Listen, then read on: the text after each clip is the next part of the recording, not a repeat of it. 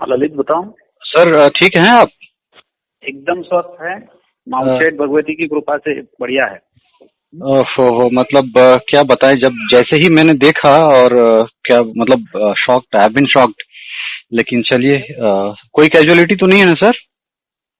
Casualty नहीं है, driver and एक बॉडीगार्ड है, थोड़े से इंजर्ड है। हाँ हाँ, वो मैंने देखा है, दोनों पोस्ट देखा है। तो हम पूरे मिथिलावासी, पूरे मधुबनी वासी की तरफ से जो है ये भगवती से। आप जैसे शुभचिंतक है, मित्र है, इसलिए हम ठीक से निकले उससे। जी जी, I am absolutely all right. और कैसे, तुम कैसे हो? आप ठीक एकदम बढ़िया, सब कुछ ठीक ठाक चल रहा है। एक मैं चाहूंगा कि एक मैसेज आप प्लीज मिथिला के लिए दे दें कि आप ठीक हैं, और मैं तुरंत मैं एकदम ठीक, मैं ठीक हूँ एकदम।